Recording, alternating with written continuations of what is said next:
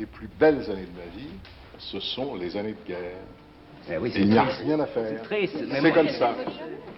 Mais c'est là où j'ai rencontré des des hommes courageux qui acceptaient de mourir. C'est fantastique. C'est quand même la plus belle preuve. C'est bien dommage. Mais c'est quand même la plus belle preuve de la vertu. Je suis désolé. Le courage est une vertu, à mes yeux.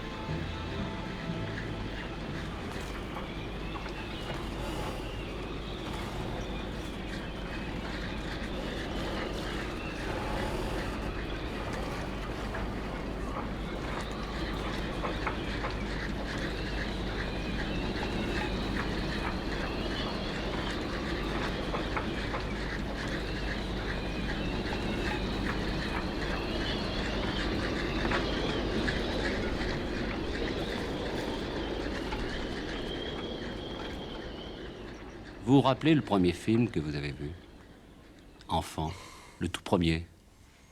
Le tout premier, je ne sais même pas comment il s'appelle. Oui, je me souviens très bien en quelles circonstances c'était. C'était dans une taverne, dans une espèce d'immense brasserie à Belfort, quand j'étais un tout petit garçon. Et à un moment donné, on a éteint les grands lustres de la grande taverne, de cette brasserie. On a laissé juste des petites veilleuses, on a descendu un drap le long du mur, puis un appareil qui faisait beaucoup de bruit, posé sur une table, a projeté une histoire qui m'a semblé sublime, policière d'ailleurs, avec des fiacres, avec des portes dissimulées derrière des cheminées ou des bibliothèques. Ça a été le premier film que j'ai vu. J'étais d'une petite bourgeoisie du 9e arrondissement, je suis né chaussée d'Antin, j'y ai vécu 16 ans. Et j'étais un enfant très à l'abri, choyé, aimé, très entouré. J'ai fait les premiers mètres de film de ma vie à 6 ans et 4 mois en janvier 1923, 24. Vous vous rappelez ce que vous avez tourné à ce moment-là? Ah oui, bien sûr, mon père, ma mère, ma sœur, mon frère, et un morceau de mon appartement. Mais mon père avait des idées... On n'appelait déjà plus ça des idées avancées, non, mais enfin mon père était un vieux socialiste, et il voulait que j'aille d'abord à l'école communale, avant d'entrer au lycée.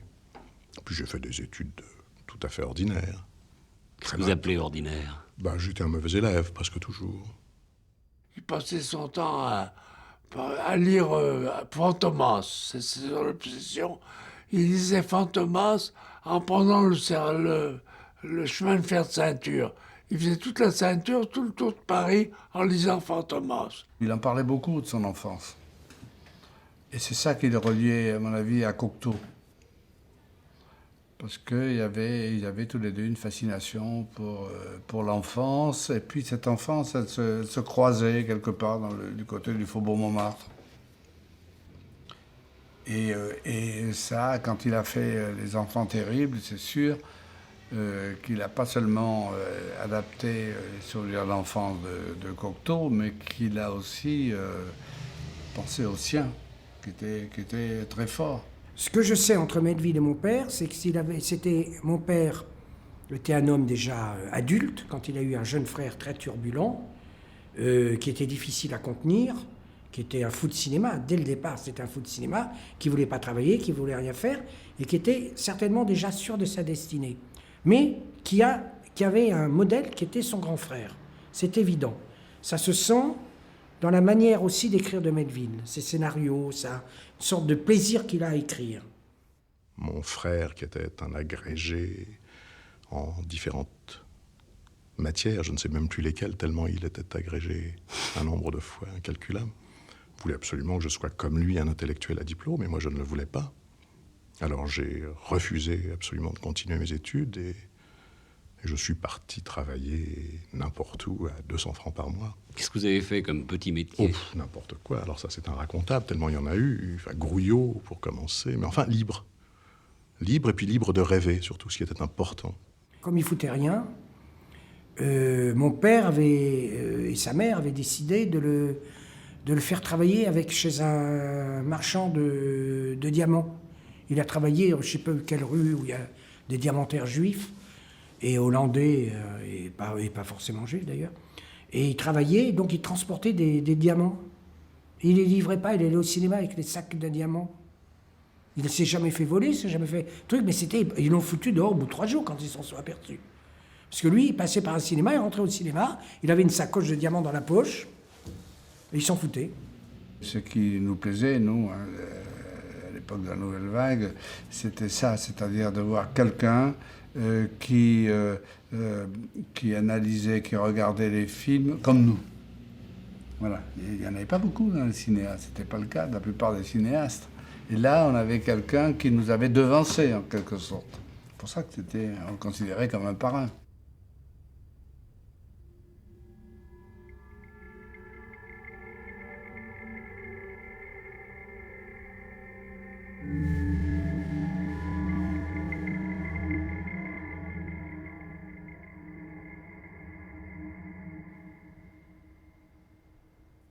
Godard a montré son film à Jean-Pierre, en disant « Je suis désespéré, je viens de faire un film, il est immontable. » C'est épouvantable, il est immontable. Ce qui était vrai, c'était à bout de souffle. Donc Jean-Pierre a vu à bout de souffle, il a dit « A raison, il est immontable ton film. Gardez-le tel quel, ça va être une révolution. » La seule chose que je peux vous dire qui est dommage, c'est que quand Belmondo se fait tuer à la fin, il prend une balle dans les reins, et on ne meurt pas comme ça en titubant, en se baladant. Quand on prend une balle dans les reins, on est projeté en arrière, et on reste étendu.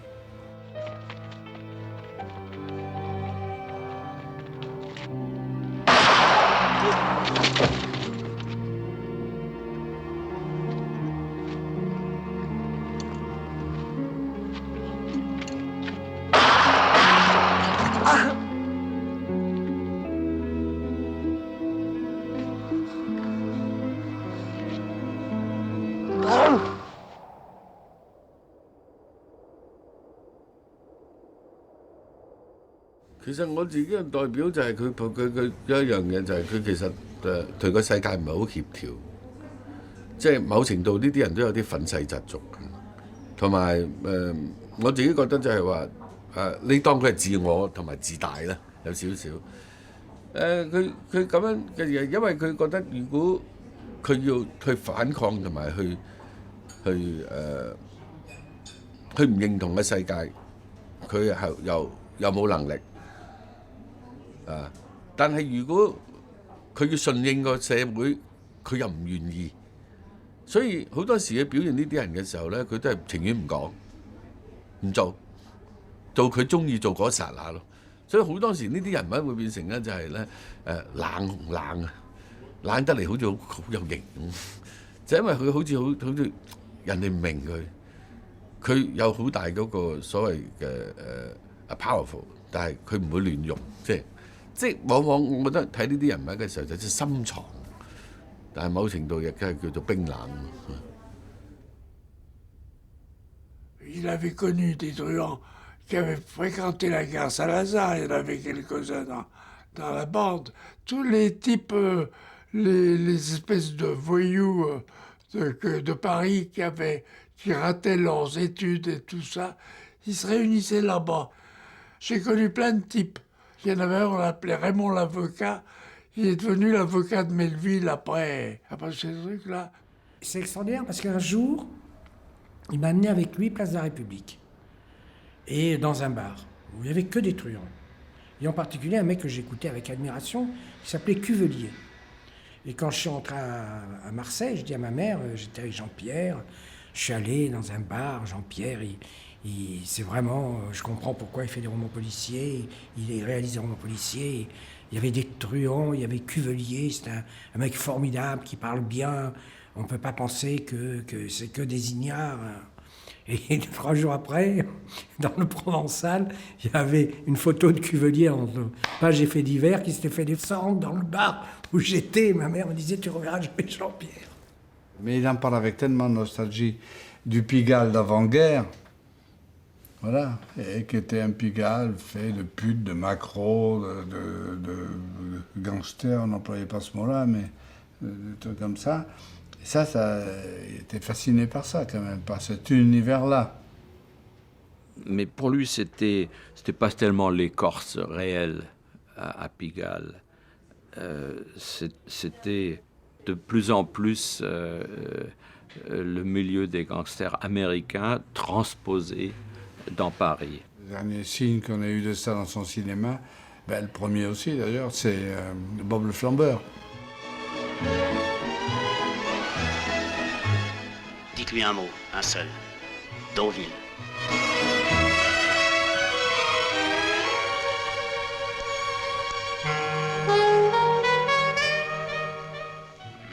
Belle gueule de voyou. Ce Bob, c'est un de vos indicateurs?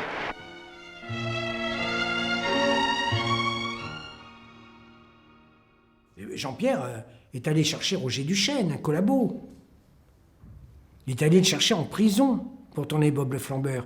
Il l'a pris à la sortie de prison, qui était un comédien d'avant-guerre, qui avait été un grand comédien. Mais personne ne voulait faire travailler Roger Duchesne.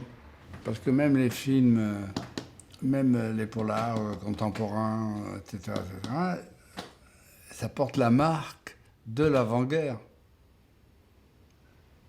Il n'est pas du tout à l'heure dans ce que c'est que le monde des truands aujourd'hui. C'est une transposition du monde d'avant-guerre qu'il a connu. J'ai souvent porté des Burberry, mais le Burberry et les croisés, ça c'est avec les ceintures, avec les anneaux. D'ailleurs, ils les vendent toujours comme ça. Hein. Si vous allez chez Burberry, ça n'a pas bougé depuis la guerre de 14, depuis 1917. C'est les Burberry qui avaient les officiers américains quand ils sont arrivés en France. Et ces anneaux servaient à mettre les quarts. C'est les quarts pour boire, et puis la gamelle, quoi, pour manger. 日本のギャング映画っていうのはすごく高等向けっていうかその頃のギャング映画っていうのはすごくフランス映画の影響を受けた映画で日本ではありえないんですけどもみんな長い黒いコートを着てボルサノリーノみたいな帽子をかぶって拳銃を撃ったりしてやってましたね。Dans le milieu des gangsters, ce qui l'intéressait, c'est qu'on n'y bavardait pas, que les rapports de force étaient clairs et la résolution d'un conflit se faisait par la force.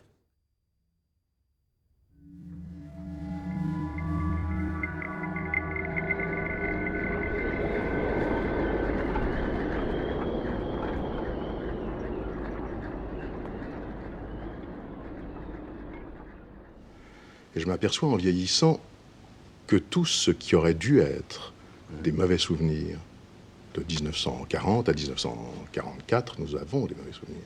Ça n'est plus maintenant qu'une sorte de période qu'on ne revit qu'en la rêvant avec nostalgie.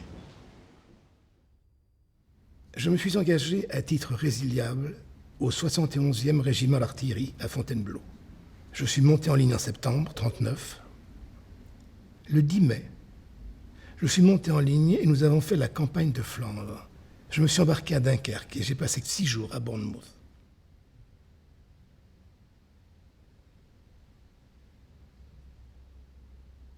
Et Week-end à Zuidcote, c'est un livre que j'avais bien entendu lu à sa parution pour l'unique raison que j'avais fait Dunkerque. Mais pour moi, Dunkerque, c'était pas du tout Week-end à Zuidcote. Week-end à Zuidcote, c'est un mélange de choses vraies et de choses fausses. Alors qu'il était très très facile de raconter la véritable histoire de Dunkerque avec une unité combattante, au lieu de raconter l'histoire d'une unité complètement liquéfiée, avec un sergent qui se bagnaude dans des ruines et qui ne se bat pas. Enfin, ça n'avait rien de glorieux. Il y a eu quand même, à Dunkerque, à ce moment-là, des choses glorieuses. C'était un type qui est parti à 19 ans, qui est revenu à 25 ans, qui n'était plus le même homme, qui a vu des horreurs, qui a vu la... Je crois que toute sa section s'est fait décimer. Et qu'après, il a été remis dans une autre section, et que la moitié de l'autre section s'est fait décimer. Mais est-ce que vous avez aimé la guerre? Oui, j'ai honte. J'ai honte, oui. Le rare moment où on rencontre la vertu dans une vie d'homme, et Emmanuel, tu vas me dire si je me trompe, c'est dans la vie militaire au contact des officiers de carrière.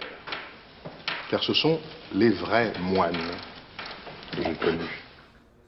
Et pour lui, être militaire ou être moine, c'est la même chose, c'est comme d'entrer dans les ordres.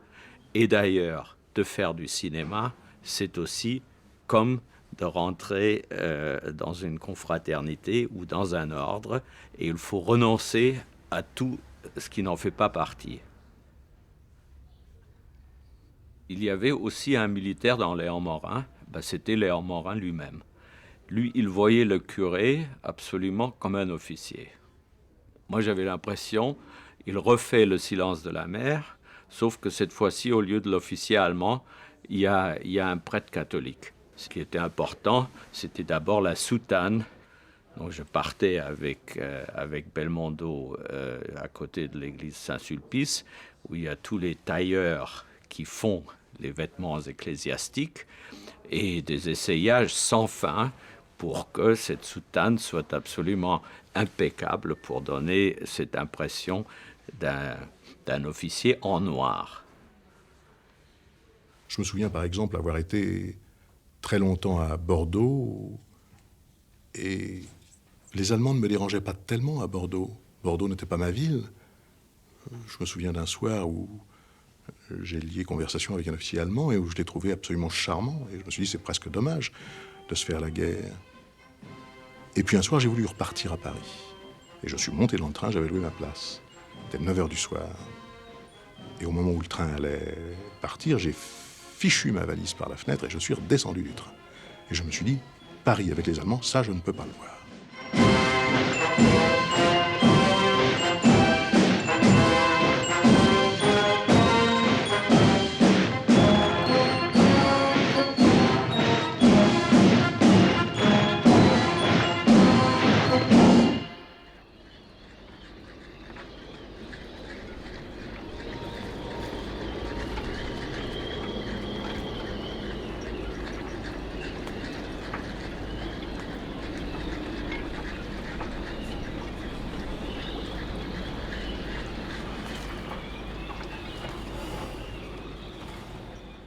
Moi, je trouve que la plus belle phrase de Jean-Pierre, c'est pas François Chalet qui l'interviewe, mais je ne sais plus qui c'est, et qui dit, on lui dit, mais vous êtes un héros. Un journaliste, je ne sais plus lequel. Et Jean-Pierre dit, non, je ne suis pas un héros, vous savez comment je m'appelle? Et l'autre dit, ben oui, vous appelez Jean-Pierre Méduit. Il dit, non, je m'appelais Jean-Pierre Grimbach. Si je ne m'étais pas appelé Jean-Pierre Grimbach, j'aurais peut-être été Lacombe Lucien.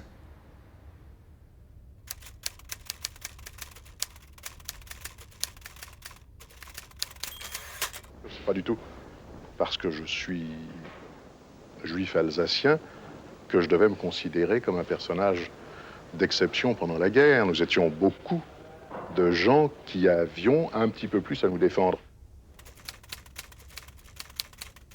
Qui était Jean-Pierre Cartier? Jean-Pierre Cartier était un jeune homme, un très beau jeune homme, très beau garçon, qui habitait donc chez sa sœur et son beau-frère, et qui n'avait qu'un rêve, c'était de devenir metteur en scène. Et Jean-Pierre passait son temps au cinéma. Jean-Pierre Cartier, vous l'avez deviné, c'était Jean-Pierre Melville. Moi, je ne l'ai pas connu comme Nano, mais je pense qu'il a dû prendre ce nom à cause de ça. C'était un surnom. Jean-Pierre, c'était Nano. Quand on parlait de ses tantes ou n'importe qui, c'était « Ah, le petit Nano !» C'était ça. Donc il a pris ce nom après, alias Cartier, alias Nano. Mon père avait à Belfort un journal. C'est à cette occasion qu'il a raconté ses captivités et évasions. 2 jours après, Jean-Pierre Cartier, c'est le nom de guerre de Jean-Pierre Grumbach, m'apprend qu'il fait également partie de l'organisation et me remet certains documents et un questionnaire. Il s'agit de se renseigner sur les troupes et le matériel qui partent pour Dakar et Casablanca. 2 jours après, à 23h, Jean-Pierre pénètre chez moi après un coup de sonnette impérieux. Il faut détruire tous les papiers. Le mouvement est découvert. Tout devient question de vie ou de mort. Alors, l'attitude de chacun devient très importante. Il faut savoir est-ce que je peux compter sur quelqu'un ou pas. Donc, ce qu'il y a de pire, c'est la trahison. C'est un traître, un menteur, un indique, même un individu un peu mou. C'est déjà trop. Parce que pour être pur, il faut être dur. 你睇莫維爾嗰個對男人嗰種感覺幾似中國人嘅一種philosophy 係好自我嘅，但係喺自我上面咧，亦都會有一個即係好邊緣啊，即係亦正亦邪，邪嘅未必邪晒，正又未必正晒。同埋我好中意佢對白少。人物好似個個唔需要講咁多嘢。Jamais je n'ai parlé lorsque j'ai été attaché de presse du Deuxième Souffle, des personnages du film et de ce qu'ils avaient été vraiment dans la vie. C'est-à-dire du fait que Gu était quand même quelqu'un qui était en prison pour des crimes qui n'étaient pas simplement liés au gangstérisme, mais à tout à fait autre chose. Le fait qu'ils étaient plus que collabos, qu'ils avaient été des ordures antisémites, qu'ils avaient torturé et tout ça, c'est venu... les auteurs de films policiers français étaient pudiques par rapport à ça. Si par exemple, on l'avait su, ça nous aurait amené plus de questions, mais personne ne lui parlait de ça. Personne. Je n'ai jamais entendu dans tous les interviews un seul journaliste le questionner là-dessus. Mais à un moment, je disais, on se reproche surtout d'avoir traité les résistants comme des gangsters. Et il m'avait répondu, j'ai rien à me reprocher. Mais c'était le même métier un peu. C'est la même chose, c'est les causes qui étaient différentes. Mais c'était les mêmes pièges, les mêmes trous, tout était pareil. Mais le premier jour de tournage du Deuxième Souffle, nous étions dans une petite gare où il prenait le train, tout de suite après avoir fait un hold-up sur une route. Il pleuvait, enfin c'était gris, et tout d'un coup il m'a appelé, il m'a dit « Melville », je suis venu vers lui, il m'a dit « Ça y est, je suis Gu ». N'est-ce pas, il avait son chapeau, ses lunettes, sa moustache, son manteau, et il m'a dit « Je suis Gu ». Et je lui ai dit, non, vous n'êtes pas Gu pour moi aujourd'hui, vous êtes Gerbier. Il me dit, comment, qu'est-ce que ça veut dire? Je lui ai dit, parce que cette scène que nous tournons aujourd'hui, où vous prenez un ticket de chemin de fer, où vous traversez la voie en marchant sur le passage en bois, et où vous allez vous asseoir sur le banc de l'autre côté, nous la retournerons exactement, cette scène-là, et ce jour-là, avec la même tête exactement, parce que je vous remettrai des lunettes et une moustache, vous serez Gerbier. Alors pour moi, depuis 5 minutes, vous êtes Gerbier.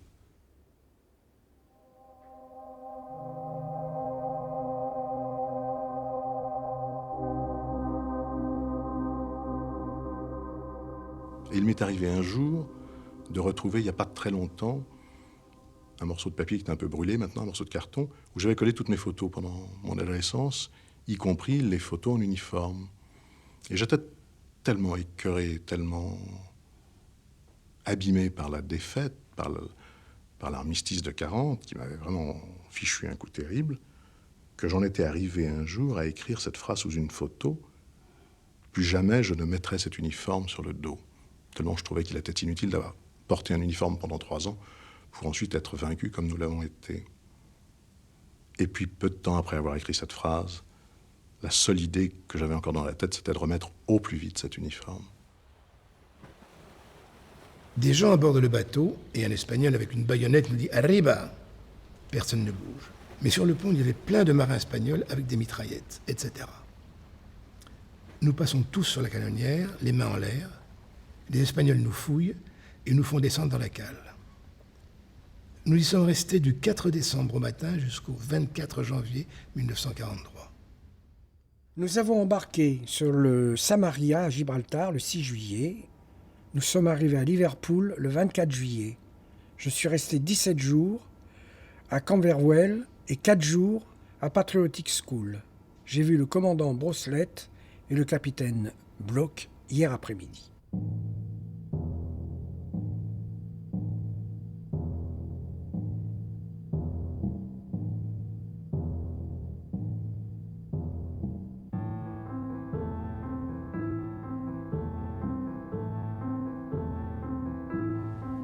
J'ai hésité longtemps avant de me donner un nom, c'était bien avant la guerre. Le mien est un nom difficile à prononcer, c'est un nom alsacien. Grumbach, ça devient Grimbach dans le meilleur des cas. Je ne dis pas que je ne l'aime pas, ce nom-là, mais j'étais terriblement attiré déjà par les consonances anglo-saxonnes. Et comme mes trois dieux, enfin les trois dieux de mon enfance, ont été London, bien sûr, Pau ensuite un petit peu plus tard, et puis Melville beaucoup plus tard, enfin juste avant la guerre de 39. Et j'avais eu envie de prendre le nom d'un homme que j'admirais, et Herman Melville était à mes yeux, est encore à mes yeux un des plus grands écrivains du monde.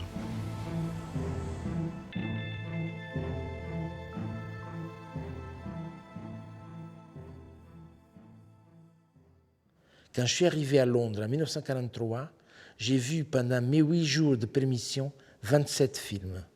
Ça, c'est un cinéphile. Je me suis vite rendu compte, à leur vision, que le cinéma avait changé.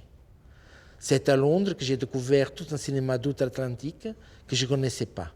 Je ne parle pas de Gone with the Wind, car justement, il ressemblait au cinéma américain d'avant-guerre, mais des 26 autres films qui avaient été tournés entre 1942 et 1943. À Londres, le cinéma et le monde ont pris pour moi une autre tournure. Et le 11 août 1943, j'ai passé la journée entière à Londres avec Pierre Brossolette, et je suis parti à pied avec lui à travers Londres, de Duke Street, le bureau du BCRA, jusqu'à la gare de Victoria, où il prenait le train pour aller prendre le bateau pour aller à Alger. Pour les Français, la guerre sera finie quand ils pourront lire Le Canard enchaîné et voir ce film merveilleux.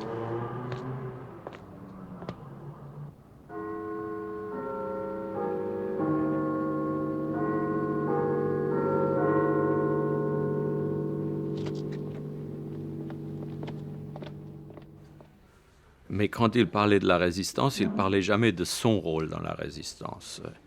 Il disait qu'il avait été à Londres et qu'il était revenu, qu'il avait une admiration énorme pour De Gaulle. De temps en temps, il y avait le colonel Rémy qui était invité à dîner. Il le traitait avec énormément d'égards et nous disait à tous que c'était un événement très, très important. Mais il n'a jamais parlé de ça, il n'a jamais expliqué, il ne s'en est jamais vanté, il n'avait rien du genre ancien combattant qui parle du temps de la guerre.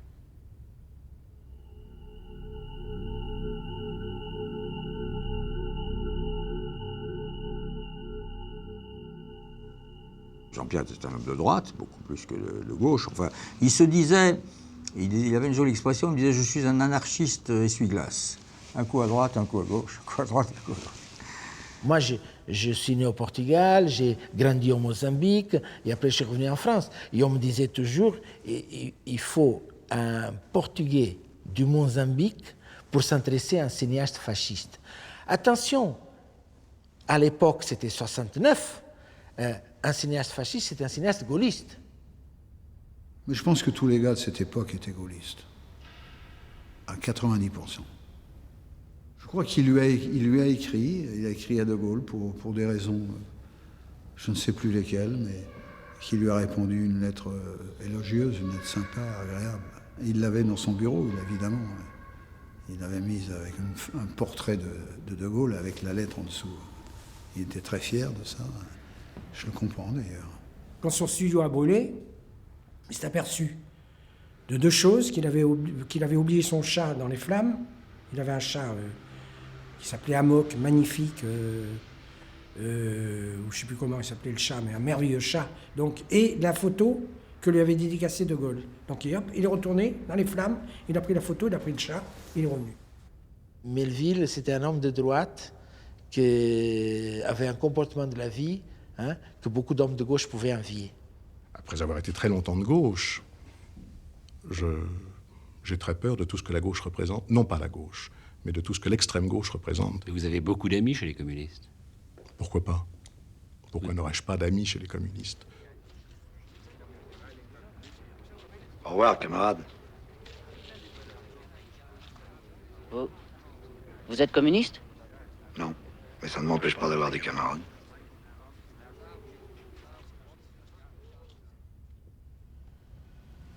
Il avait fait même, si je ne me trompe pas, la campagne de Mitterrand.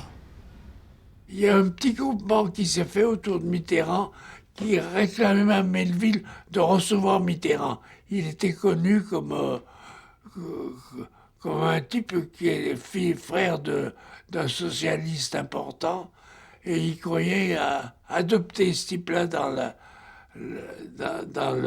l'armée socialiste. Et alors là, Melville a commencé par lui dire comment s'habiller. Il s'habillait mal. Il s'asseyait puis sa veste montait comme ça.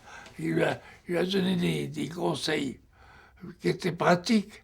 Et puis l'autre l'écoutait et puis finalement l'adoptait pour ça.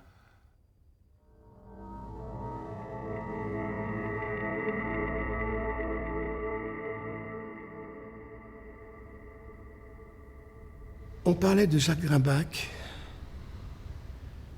comme une personne très différente de Jean-Pierre, beaucoup plus introvertie, beaucoup plus sérieuse, plus de distance, plus de présence, sans doute.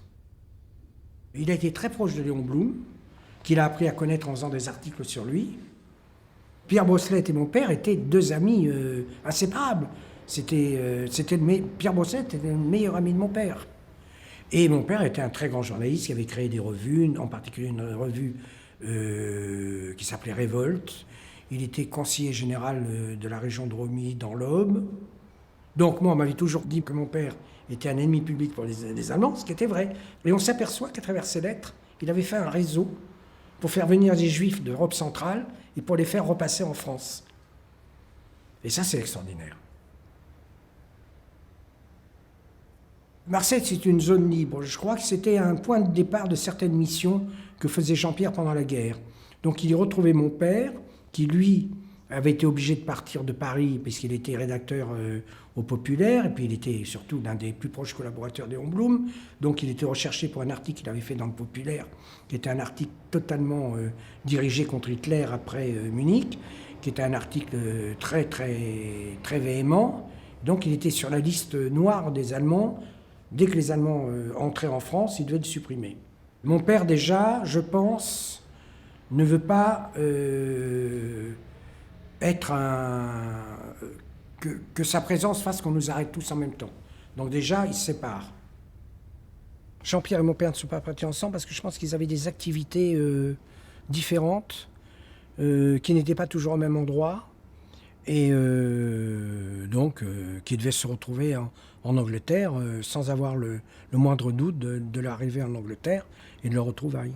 C'est Jacques, le frère de Jean-Pierre, qui avait trouvé les passeurs. Et ces passeurs ne plaisaient pas à mon père.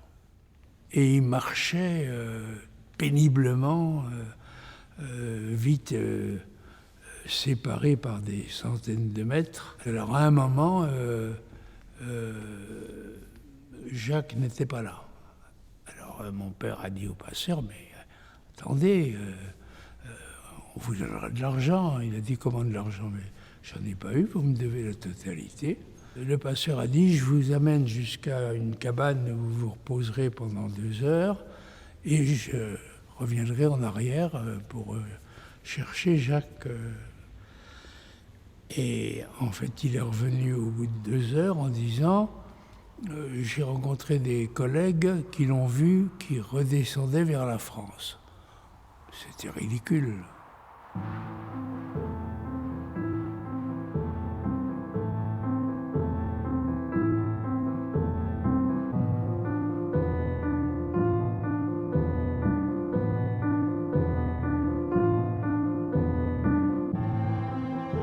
C'est à 2400 mètres d'altitude, dans le site désolé qui voisine le pic Montcalm, qu'on découvrit quelques années après l'armistice les restes de notre malheureux compagnon Jacques Grumbach.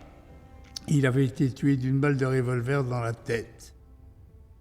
Et puis un jour, il y a un relevé géographique qui se fait au-dessus des Pyrénées. Et les mecs, en faisant des photos, s'aperçoivent qu'il y a un squelette. Donc, ils cherchent à savoir, ils avertissent la gendarmerie, et on va chercher le squelette. Et à ce moment-là, on retrouve le passeur.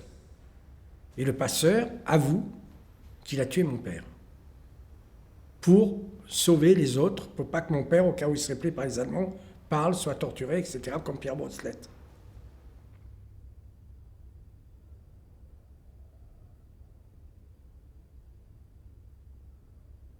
À vrai dire, mon père avait une somme d'argent qu'il devait ramener à De Gaulle, et la somme avait disparu. Donc, on juge le passeur. Il avoua l'avoir découvert le lendemain matin, lorsqu'il était revenu sur ses pas, mais dans un état de faiblesse tel que, l'estimant intransportable, il l'avait exécuté. Ce détrousseur de cadavres osa invoquer la résistance et fut acquitté. Mais je ne savais absolument pas que Jean-Pierre ne s'était pas opposé, mais n'avait rien fait pour qu'il soit condamné. En estimant que ce passeur avait sauvé énormément de gens, qu'on ne pouvait pas savoir s'il avait vraiment volé ou pas volé, et il a rien fait pour qu'il soit condamné.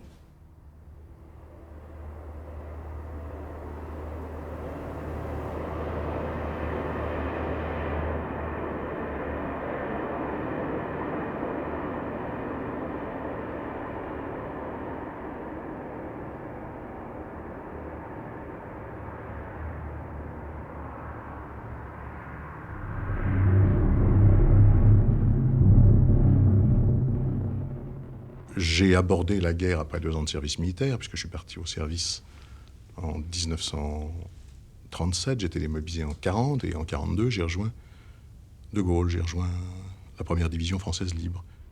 D'abord, j'ai été envoyé près d'Alger, à Délices. C'était un camp d'instruction, et au bout de 6 mois, j'ai pris la décision de demander à l'officier de me mettre dans une unité combattante. Alors il m'a mis au 1er régiment d'artillerie. Du reste, Jean-Pierre Melville était au même régiment que moi. Il était 2e classe, je crois, comme moi. Et on a eu de longues discussions parce qu'il était chauffeur d'un autre officier. Et ensemble, il me racontait ce qu'il allait faire plus tard. Moi, j'avais 19 ans, il devait en avoir 24, 25. Il était très obsédé par le cinéma.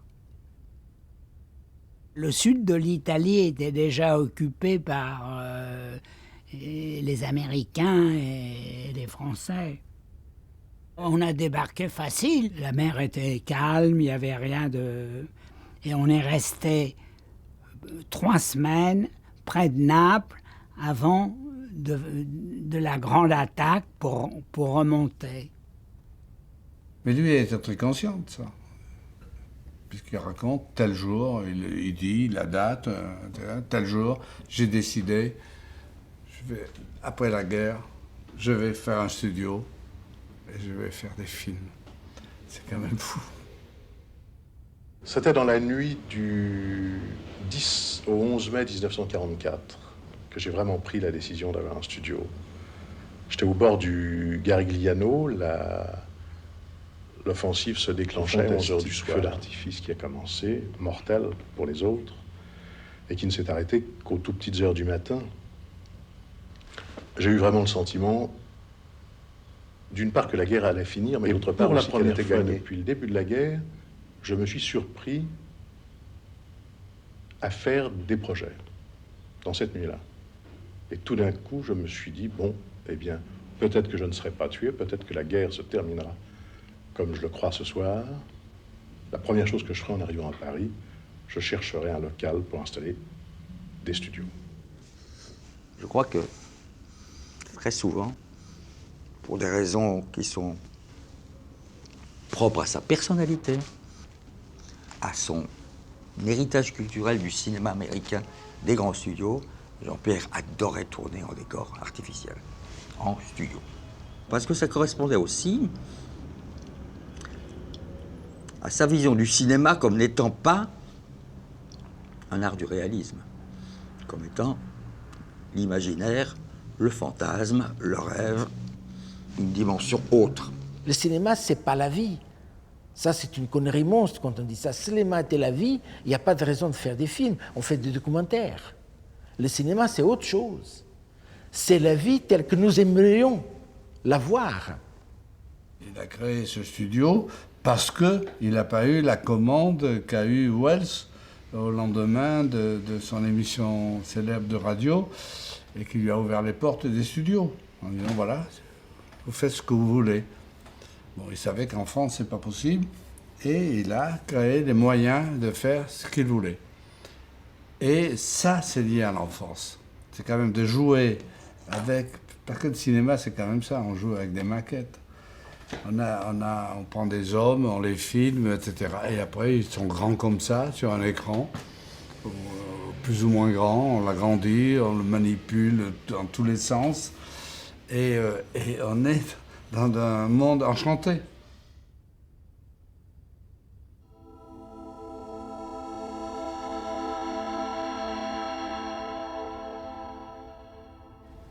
Je me souviens d'une phrase qu'il m'avait dit un jour.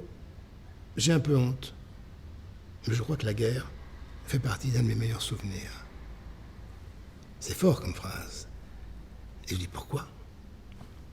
Pour les relations que j'avais avec les hommes. Jamais, jamais, jamais je n'ai senti ce rapprochement entre les hommes tel que je l'ai vu là-bas.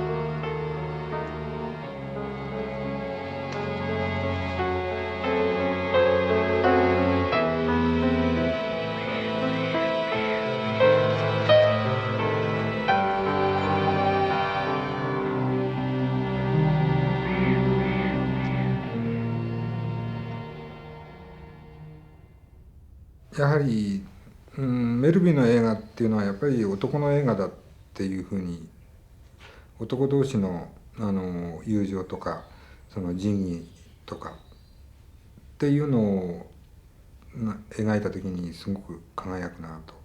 それとそういう反抗の精神っていうのが際立って出てきたものとか侍のように一人で孤独で生きていくっていうのがメルビーのすごくいい特色だと思うんですね、彼の映画の。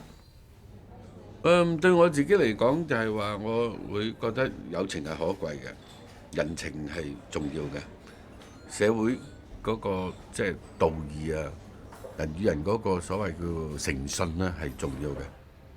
Probablement Delon, qui est un homme qui est plein de pudeur, qui cache vraiment ses sentiments, qui avait certainement un énorme amour pour Melville, énorme.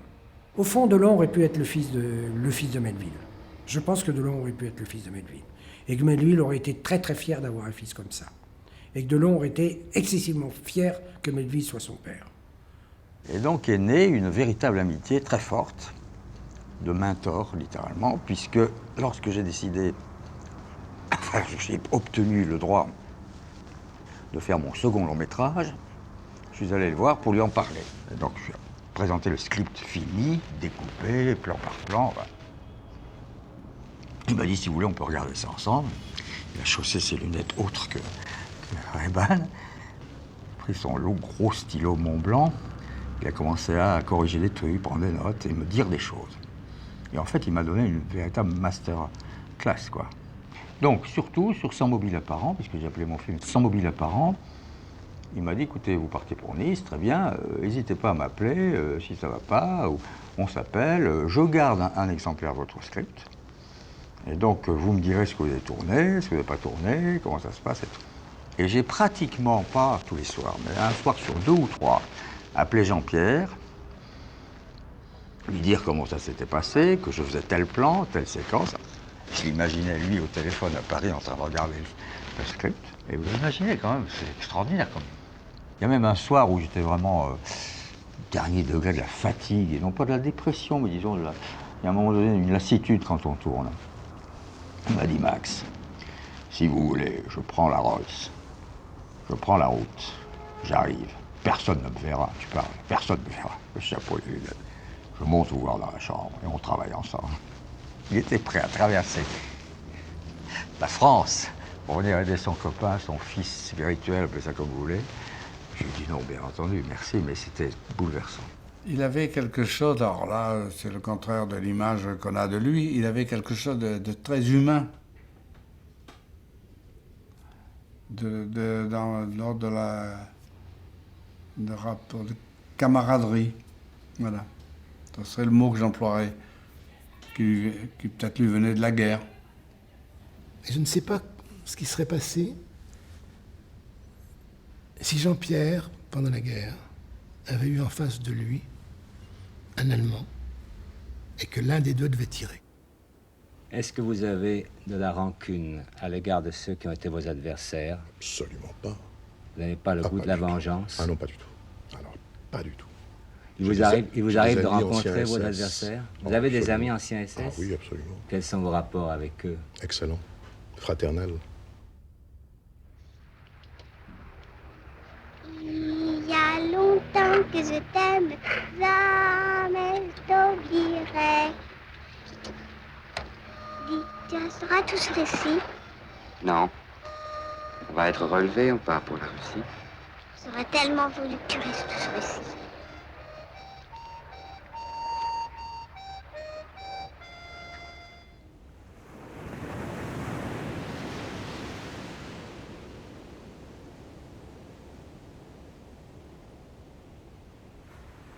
Quand on part de Paris, qu'on va vers Orly la nuit, on se croirait sur un freeway américain. Et moi, Jean-Pierre m'a amené avec lui, mettait de la musique américaine et me disait « Ferme les yeux, on est aux États-Unis ».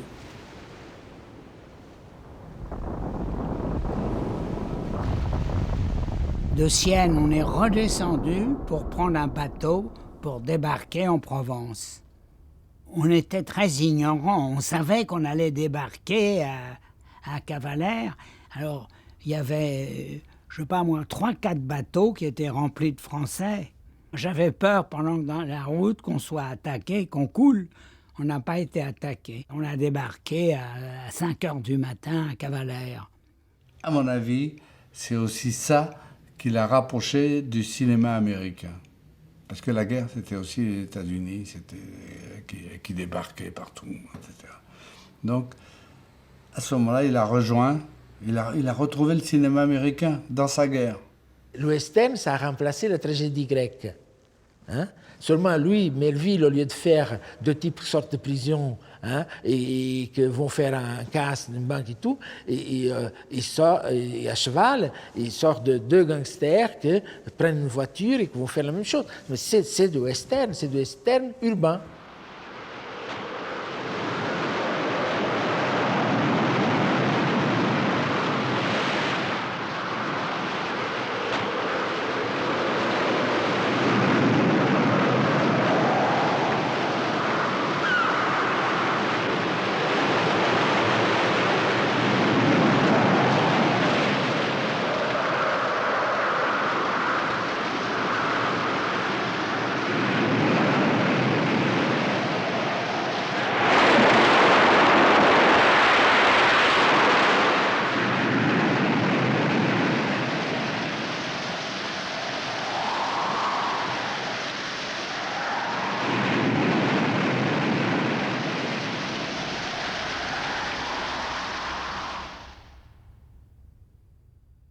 Nouvelle Vague a été fasciné par Melville jusqu'à 2 hommes dans Manhattan.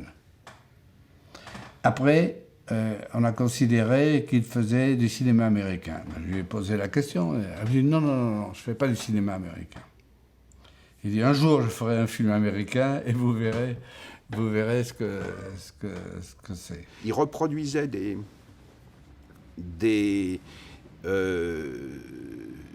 découvertes du coup de l'escalier, et des papiers peints du coup de l'escalier, je pense, est présent dans tous les films de Melville. Je pense même que la forme des fenêtres du commissariat du Doulos est américaine, et n'est pas française. Quand il parlait de William Wyler, c'était pas du metteur en scène à Hollywood, mais c'était avant tout du vendeur aux 100 000 chemises au Grand Boulevard qui venait de Mulhouse. Et donc, ce rêve américain de comment on peut partir de Mulhouse et arriver à Hollywood et avoir un Oscar. Et en même temps, ce rêve, il ne l'accomplissait pas parce qu'il y avait toujours un moment où, sans s'en rendre compte, il faisait quelque chose que n'aurait pas fait Wyler. C'est-à-dire qu'il concevait un plan qui pouvait être un plan de Wyler, mais lui le faisait durer 25 secondes de plus que l'aurait fait durer Wyler, et du coup, le plan devenait presque plus proche de Bresson que de Wyler. Il est allé chercher chez ce qu'il appelait les 63, parce qu'il y en avait 63 selon lui, grands metteurs en scène américains des années 30, 40, 50, toutes sortes de leçons.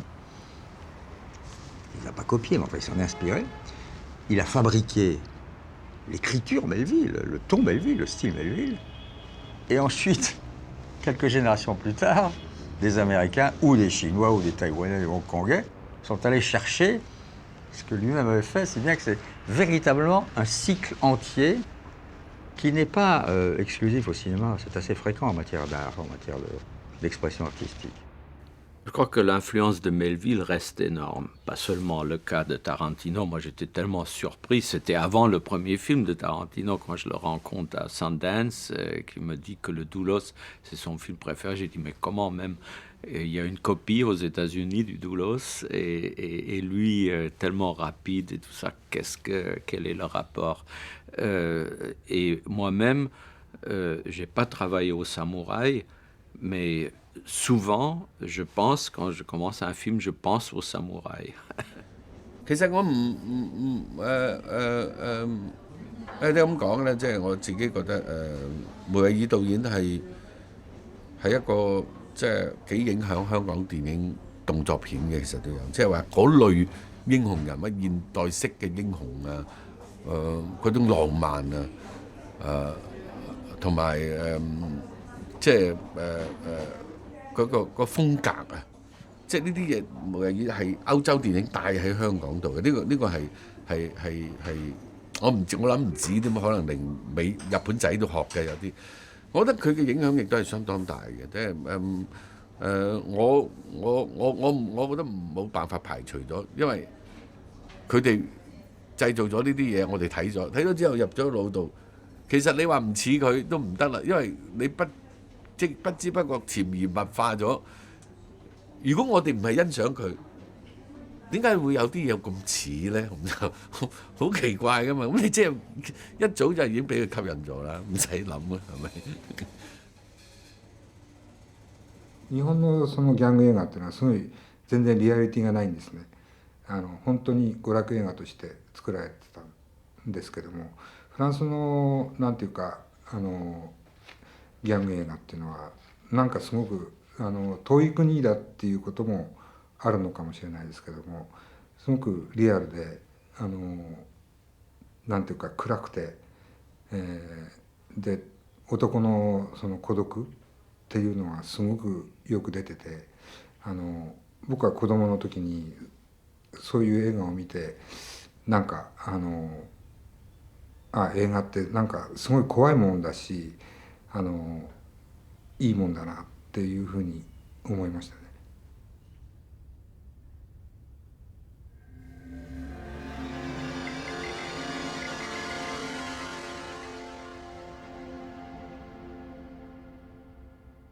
Et un jour, il était venu, il voit rendez-vous avec sa sœur, qui était réfugié là-bas, près de Grenoble. Et j'ai entendu qu'il parlait, j'étais dans la maison de prisonniers, et il parlait avec quelqu'un, j'entendais sa voix, je dis, mais je connais ce type-là. Puis alors, je voyais qu'il était devenu très différent, large, gros, fort. Il avait changé énormément. Je dis, mais je vous connais, vous, j'ai dit à un type. Il dit, alors, tu me connais, tu me tutoies, tu me dis vous maintenant. Alors, il m'a reconnu, lui, tout de suite. Alors là, on s'est pas bavardé, on s'est promené, puis il m'a dit, tu sais ce que je veux faire comme métier? Ça, je te le jure, je vais être metteur en scène de cinéma. Ça, je te le jure, je serai metteur en scène. Je me souviens de cette phrase. Et il est devenu.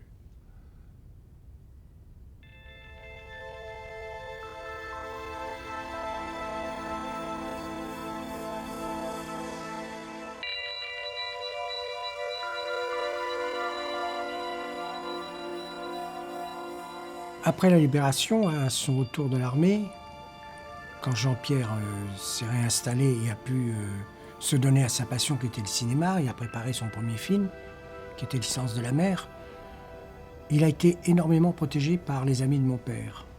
C'était des hommes politiques de gauche, évidemment, c'était des gens du Parti socialiste. Je suis revenu au moment où il a présenté le Silence de la mer.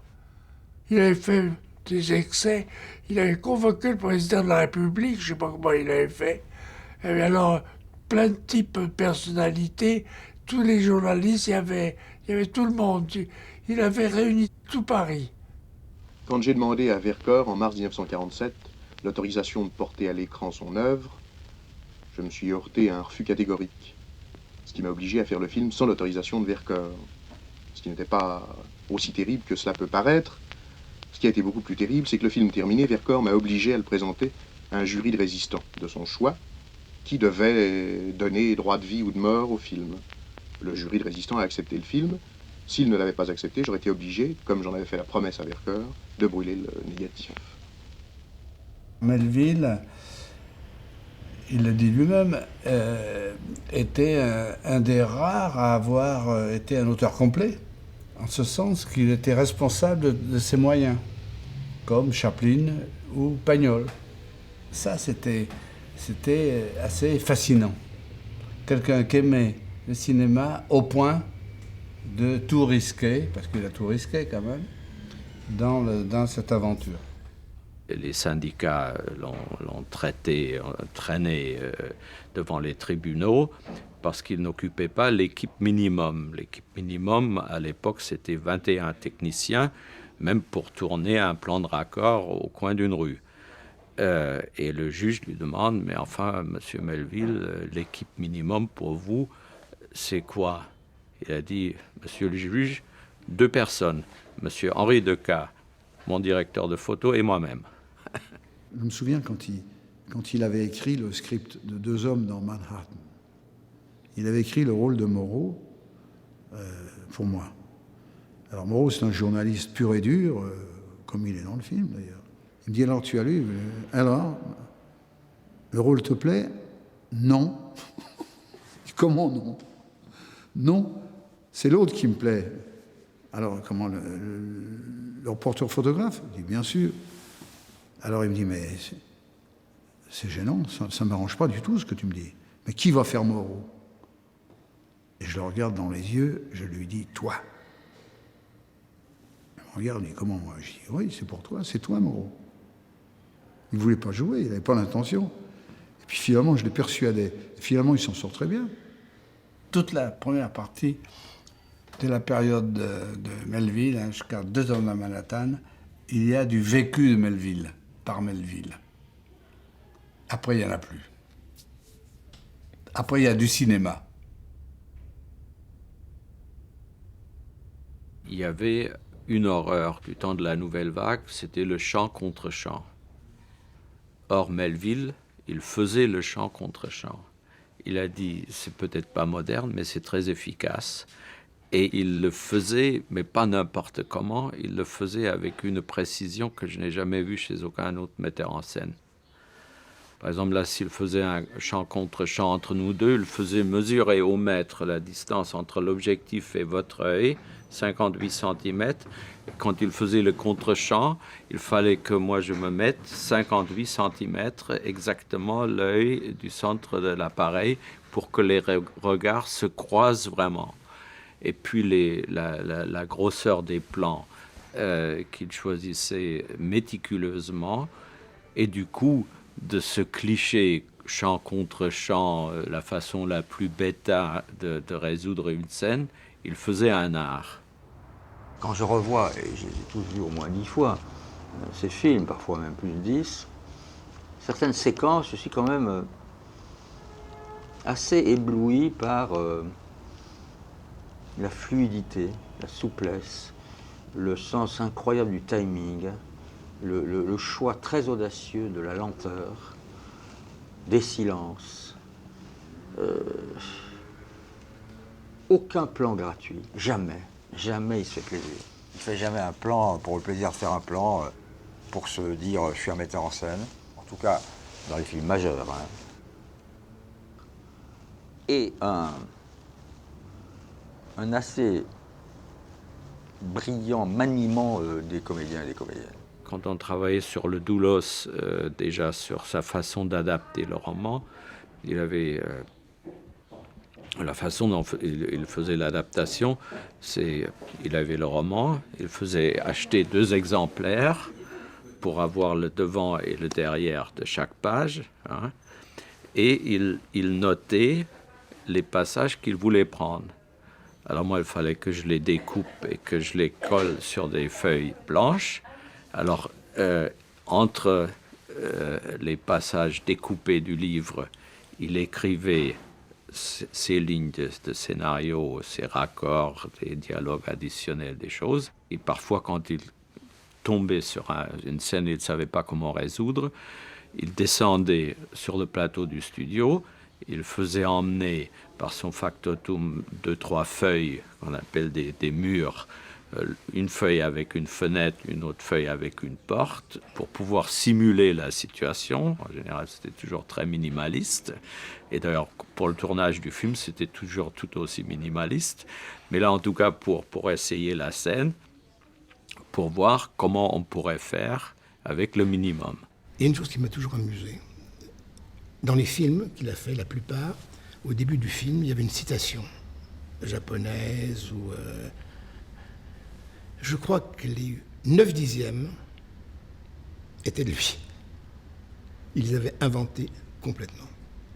La photo, les cadrages, les dialogues, le débit des acteurs, hein, tout ça, c'est dire, c'est parfait, il n'y a rien à dire. Il n'y a pas un plan dans le deuxième souffle, hein, qui fasse tâche. Rien. Tout est parfait. Il ne disait pas à l'acteur comment il fallait faire. Il dit, ben cherche, on attend. Donnez le moteur. Mais comment je fais? Moteur. L'acteur est là, la situation est là, il est au pied du mur. Il faut qu'il trouve en lui-même maintenant le moment, la réaction, comment faire. Et plus il y a de pression, plus Melville était content. Hein, c'est toujours le côté fil de rasoir. Sur les plateaux, il est arrivé à être odieux. Hein, odieux. Ses rapports avec Ventura, c'est inimaginable. C'est des histoires inimaginables. Et je pense que derrière les ruptures, les fâcheries, les silences, Ventura est là, je ne sais plus sur quel tournage, et il dit à son assistant, dites à monsieur Ventura de se déplacer. C'est ridicule aujourd'hui, ça se ferait plus du tout.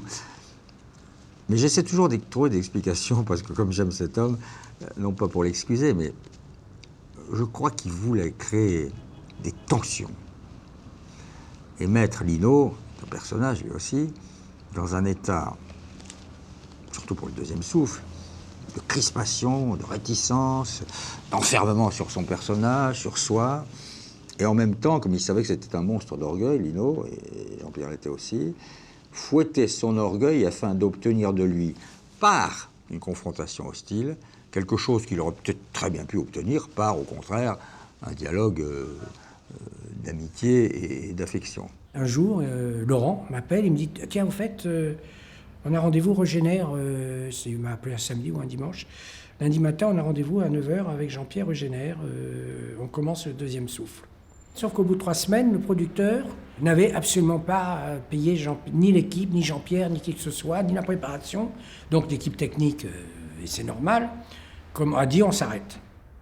Et il a convoqué, au studio Génère, il a convoqué le producteur, lequel est arrivé, pourtant beau, comme on faisait à l'époque les producteurs, avec une veste en cachemire, une très belle chemise, des très belles pompes. Jean-Pierre lui dit, tu sais, tu as de belles pompes. Oh, tu as de très belles pompes. Et l'autre lui dit, bah écoute, oui, comme toi, hein, j'achète mes pompes chez Western. Toutes mes chaussures viennent de chez Weston. Toutes mes pompes viennent de chez Weston. Ah, tu as une belle veste. Hein. Oui, cachemire, il disait soirée. Hein. Puis Jean-Pierre se lève et lui dit, mais tu as une sale gueule, mon pote. Et bang! Il lui tire un coup de poing et l'autre est allongé par terre. Il lui dit, tu es un salopard, tu n'as pas payé les équipes, tu te fous du monde, tu fais tomber un film, tu es une horreur, et commence à lui donner des coups de pied, et l'autre appelle au secours, appelez la police, au secours, appelez la police. Pendant le tournage de Léon Morin, tournage en extérieur, ce dont il avait horreur, à Montfort-l'Amaury. Alors, on était un peu en avance sur le plan de travail, et dit, tiens, si on faisait la scène où les Allemands prennent des otages et embarquent une cinquantaine de pauvres gens sur un camion pour les déporter. J'ai dit, mais c'est pas prévu pour aujourd'hui, hein, c'est pas sur la feuille de service, j'ai pas de figurant. Et il dit, bah, mon coco, tu n'as qu'à aller dans la rue et tu vas en trouver tout de suite. Et je me souviens à ce jour, comme je me sentais mal à l'aise quand je parlais, enfin, j'avais un accent allemand quand même toujours, aux gens s'ils ne voulaient pas figurer une séquence de déportation. Moi, allemand, leur demandais dans l'épicerie aux ménagères. Ça n'avait rien de sadique, hein. C'était simplement comme une épreuve d'initiation. Je reviens, au bout d'un quart d'heure, Jean-Pierre attend pendant ce temps-là au bout de la rue, assis dans sa voiture. J'ai dit, ben, Jean-Pierre, tu n'as pas trouvé de figurant, il va falloir qu'on le fasse demain. Et puis il me regarde et dit, tu sais quoi, Coco, t'es parti perdant. C'est parce que tu n'as pas cru que les gens ne sont pas venus. Et puis, il met le moteur et il part. Melville, c'était vraiment un homme qui vivait pour le cinéma, qui rêvait le cinéma, qui faisait toujours. Il disait, c'était très marrant, parce qu'il disait, même quand je dors, je fais un film. Dans mes rêves, partout, dans tous mes actes de ma vie. Mais sa grande satisfaction, moi je ne l'ai jamais vu aussi heureux et détendu, ça a été le succès du Cercle Rouge. Il faut voir que ça a été extraordinaire. Et là, il était content. Là. Il avait atteint ce qui était au fond son objectif central, la certitude d'avoir fait un film qui correspondait à sa vision du cinéma, à ses règles, à ses goûts, à ses influences, sans jamais racoler, sans jamais faire la pute, et en même temps, en touchant le plus grand public. Parce qu'il considérait que les films n'étaient pas faits pour être montrés dans les salles vides. De film en film, plus il devenait froid, dans sa mise en scène, dans son cadrage, dans la façon comme il voyait les plans et tout. C'est vrai que c'est des films qui ont l'air froids, mais plus ils s'humanisaient en même temps. On voit bien que ce qui l'intéresse, c'est la solitude, c'est l'incapacité des gens de véritablement s'aimer, c'est le malheur qui l'emporte sur le bonheur. Ce sont des films sinistres, hein, on rigole pas beaucoup. Hein. Il s'était enfermé dans son univers de cinéaste. Bon, premier signe extérieur, il ne sortait que la nuit et pas le jour. C'était déjà pour ne pas voir les gens. Il avait aucune envie de se mêler aux gens, aucune curiosité de cette façon-là de s'engager dans la vie mondaine ou sociale. C'est un personnage qui s'était fabriqué une image, une image physique, du pied à la tête, hein, tout le décor autour, la voiture, et c'était... etc. Et on sentait que c'était une protection d'enfer pour protéger. Il était très fragile finalement. C'était quelqu'un qui avait besoin, qui était très sensible. Et donc il a travaillé à essayer de se protéger de tous les côtés. Et je crois que c'est ça. Et je crois que c'est ça aussi dans l'écriture des scénarios. Que l'écriture de scénario, tout ce qu'on a pu, et que pour moi, lui reprocher dans la deuxième partie de sa vie, ses scénarios américains, etc., en réalité, c'était une façon vraiment de se protéger. D'ailleurs, en fait, même si on avait une vraie complicité, hein, et une intimité inouïe, il avait des poches entières de pudeur et de discrétion sur sa vie, qui étaient presque la dissimulation. J'ai jamais su véritablement la vérité. Je ne dis pas que c'est un mythomane, encore que tout artiste l'est un peu, tout créateur ne fabule pas, mais disons réadapte la réalité de sa mémoire à autre chose. Moi, je découvre après le livre, la sortie du livre, qu'un de ses grands amis, c'était Léo Ferré. J'ai une passion pour Léo Ferré, pour Jacques Brel, pour Léo Ferré. Mais c'était un ami. Et j'ai dit, mais Jean-Pierre, comment ça se fait, hein? Vous ne m'avez pas dit. Il m'a dit, mais vous ne savez rien de moi.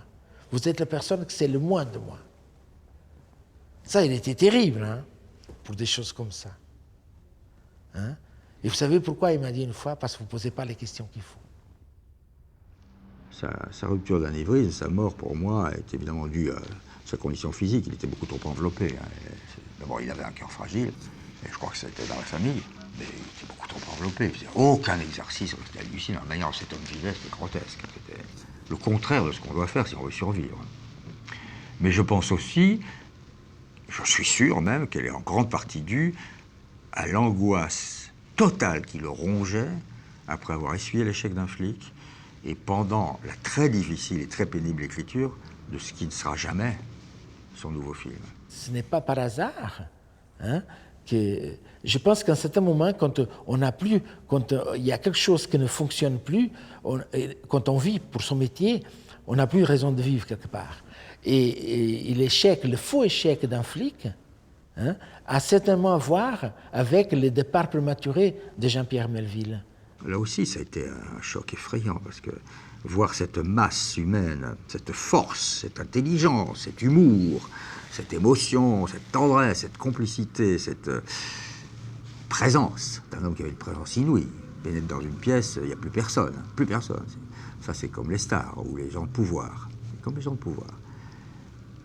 Tout d'un coup, brutalement, un soir, dans un restaurant du 13 ou 14e arrondissement, je ne sais plus, s'arrêter en faisant une espèce de grimace et en s'écroulant,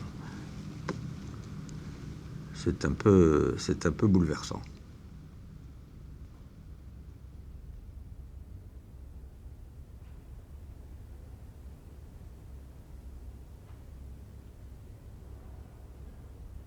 Je crois que si j'étais mort et que j'ai un frère jumeau qui puisse penser à moi comme je peux penser à moi à cette époque-là, il n'aurait pas de regrets non plus. C'est une période qui a été fantastique, qu'il fallait vivre. Et je suis heureux d'avoir eu 22 ans en 39. Je trouve que c'est une grâce que l'on m'a faite.